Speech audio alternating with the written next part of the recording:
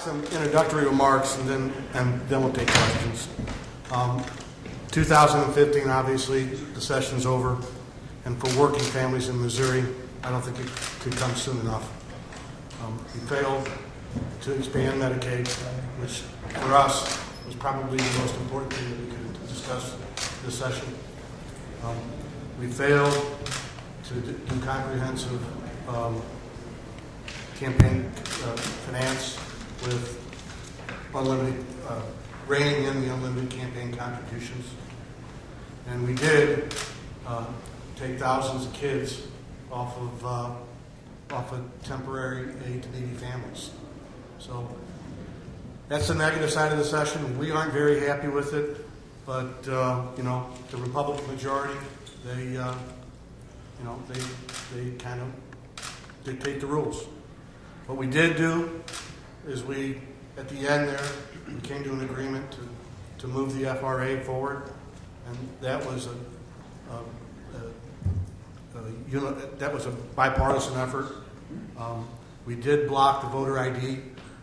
We did block the reduction of unemployment benefits, and we did block the employment discrimination bill. So, for our caucus, I think it's not so much what we accomplished; it's what we stopped. And I look forward to having a discussion on Medicaid expansion again next year. This year we got to talk a little bit about it when we tried to offer an amendment. I would love to get the bill to the floor and have a robust discussion about it. I was negligent in not introducing my caucus members, Senator Shute, Senator Curls, Senator Shee, and Senator Walsh. With that, I'll open up for questions. Senator, how would you respond to the argument that a Democrat filibuster killed the only bill that directly dealt with the demands of the protesters in Ferguson? The Senate filibuster was the last 3 days of the Senate. Those bills, if they were a priority, had an opportunity to be presented before the last 3 days. We did address the municipal court reform. We did address some of the school reform. Let's talk about the biggest issue having to do with Ferguson. Ferguson's a very complicated issue. It has to do with education. It has to do with incentives. It has to do with even the temporary need to needy families. Poverty is a hard nut to crack. We aren't going to be able to do everything up there in Ferguson. You're talking about, I assume you're talking about the lethal force bills. Yeah. That you're right. That didn't make it to the finish line. But I am more than willing to engage in that discussion. Why wouldn't the Democrats allow a vote on the lethal force bill that directly deals with the events that led to the death of an unarmed suspect? Senator, she would like to. That's a very good question, and let me just say this here. Make no mistake about it. The bill that we saw come out of the Senate was a feel-good piece of legislation, okay? That had nothing to do with Tennessee versus Gardner, simply because it still dealt with reasonable belief. It didn't deal with a probable cause, okay? And if you don't get to the probable cause standard, where the Fourth Amendment deals with the probable cause standard, Tennessee versus Gardner deals with the probable cause standard. The jury instructions deal with the probable cause standards. That's not what we were dealing with. And what you wanted to see happen was a feel-good piece of legislation passed. And I'm not, it doesn't bother me a bit that it didn't happen, because it will not do anything to deal with the issue that occurred in Ferguson. Is there another Ferguson waiting to happen either in the St. Louis area or somewhere else in the state because we didn't get this done? Or is that too simple a question? That's very too simple a question. I think that what we need to deal with is the systemic problems that plague so many of those young men and women who came out in Ferguson as a result of the Michael Brown incident.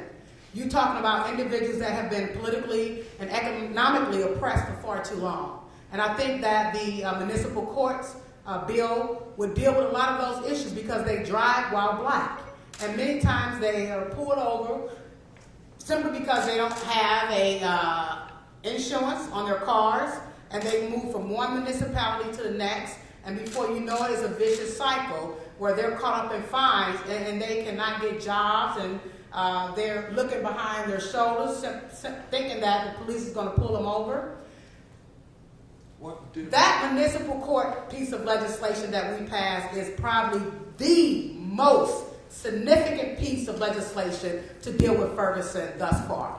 What got not just national, but international attention to this state and to Ferguson, what brought thousands of protesters into Ferguson, and what has kind of highlighted Ferguson because of other incidences throughout the United States was not municipal parking ticket fines or schools. It was the shooting of an unarmed black suspect.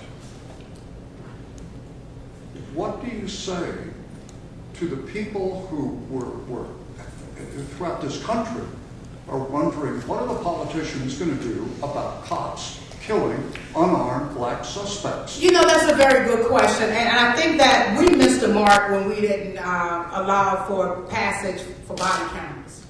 I mean, body cameras is something that I think many of those individuals who was out there protesting and those that decided to rise up against the establishment, I think they would have been, they would have felt a victory if we were able to bring about the body cameras, because body cameras work for not just the victim, but the law enforcement as well. You know, individuals can no longer blame law enforcement for something that they didn't do, and then those individuals who have fell prey to police brutality can look at those cameras and say, look what they're doing to us. So I think that the biggest failure this session was not being able to pass a bill that dealt with body cameras. But there's nothing in the law that prohibits police departments from getting body cameras now, is there? They still need funding, you know, and a lot of them, they don't have the funding that's needed in order to be able to bring about a certain level of body cameras within their departments. You got one more question. The House put this language on this deadly force bill that ultimately was stuff that even Senator Dixon said that the Senate wasn't going to support, and that he'd much rather see the Senate version, which, as my understanding, you guys are much closer to supporting. So my real question is it fair to say that when you talk about the deadly force bill next year, you have to go talk to the House first before you're even talking to the Senate? Let me say this here. When you talk about deadly force, you have to talk about something of substance with teeth, okay? What we're talking about right now that passed out of the Senate is what we have already in statute, reasonable belief, okay? And that will do nothing to bring us in alignment with Tennessee versus Gardner, okay?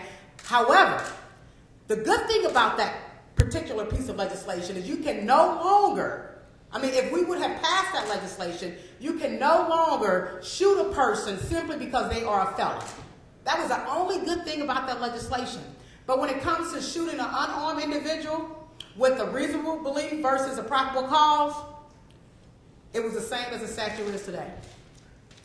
Thank you.